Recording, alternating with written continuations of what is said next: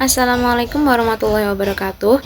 Di video kali ini saya akan menjelaskan kekuasaan dan politik dalam perilaku organisasi.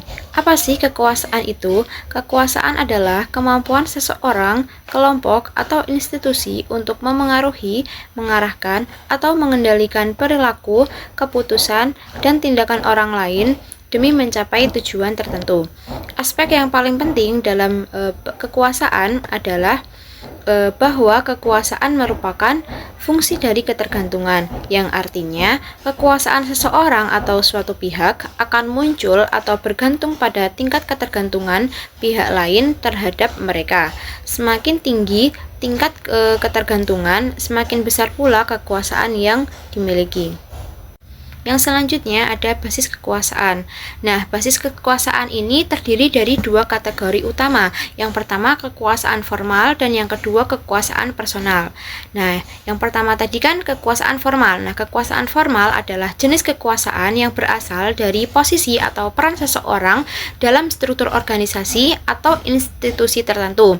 Nah, kekuasaan ini dibagi menjadi 4. Yang pertama kekuasaan paksaan, yaitu kemampuan untuk memengaruhi orang lain dengan menggunakan ancaman, hukuman, atau sanksi. Yang kedua, kekuasaan imbalan, yaitu kemampuan untuk memberikan penghargaan atau keuntungan kepada orang lain sebagai imbalan atas kepatuhannya. Yang ketiga, ada kekuasaan hukum, yaitu kekuasaan yang berasal dari posisi resmi dalam suatu organisasi atau sistem yang diakui secara sah. Yang keempat, ada kekuasaan informasi, merupakan kemampuan untuk memengaruhi orang lain karena memiliki akses ke informasi penting yang tidak dimiliki oleh pihak lain. Nah, yang kedua ini ada kekuasaan personal. Nah, kekuasaan personal adalah kekuasaan yang berasal dari kualitas individu seperti keahlian, hubungan interpersonal, atau karisma. Nah, kekuasaan personal ini biasanya dibagi menjadi 3. Yang pertama, kekuasaan pakar adalah kekuasaan yang berasal dari pengetahuan, keterampilan, atau keahlian khusus yang diakui oleh orang lain. Yang kedua, ada kekuasaan rujukan, yaitu kekuasaan yang berasal dari daya tarik atau rasa hormat orang lain terhadap seseorang, biasanya karena hubungan interpersonal yang baik. Yang ketiga, itu ada kekuasaan karismatik, adalah kekuasaan yang muncul karena pesona, daya tarik, atau karisma seseorang terhadap seseorang lainnya yang mampu menginspirasi dan memotivasi orang lain. Nah, kunci dari kekuasaan ini adalah ketergantungan. Mengapa begitu? Karena semakin tinggi kebergantungan si B misalnya pada si A, maka akan semakin tinggi pula kekuasaan yang dimiliki oleh si A kepada si B gitu. Nah, apa sih yang menciptakan ketergantungan itu? Itu ada 3. Yang pertama importance, yang kedua ada scarcity, dan yang terakhir ada non-substitutability. Apa sih itu 3 itu? Nah, yang pertama itu kan tadi ada importance atau pentingnya sumber daya. Nah, kenapa? Karena kebergantungan muncul ketika sumber daya yang dimiliki oleh seseorang atau kelompok dianggap penting oleh pihak lain.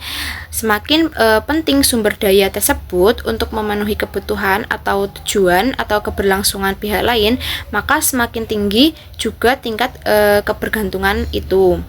Nah, yang kedua ada scarcity atau kelangkaan sumber daya. Nah, sumber daya yang langka atau sulit ditemukan atau terbatas akan menciptakan kebergantungan yang lebih besar. Nah, kelangkaan tersebut akan meningkatkan sumber daya tersebut sehingga pihak yang mengontrolnya memiliki lebih banyak kekuasaan. Yang ketiga ada non-substitutability atau tidak adanya alternatif pengganti. Nah, ketika sumber daya atau kemampuan tertentu tidak dapat digantikan oleh alternatif lainnya, kebergantungan pada pihak yang memiliki sumber daya tersebut akan semakin meningkat. Nah, ketidakmampuan untuk menemukan substitusi membuat pihak yang membutuhkan itu menjadi lebih tergantung. Nah, dengan adanya kebergantungan yang menjadi kunci dari kekuasaan, maka terbitlah taktik kekuasaan atau cara-cara yang dapat ditempuh oleh individu untuk menerjemahkan sumber kekuasaan menjadi tindakan spesifik yang biasa disebut sebagai taktik pengaruh. Nah, Cara-caranya itu ada 9. Yang pertama, legitimasi adalah menggunakan posisi otoritas formal atau aturan organisasi untuk memengaruhi orang lain. Yang kedua ada bujukan rasional atau rational persuasion.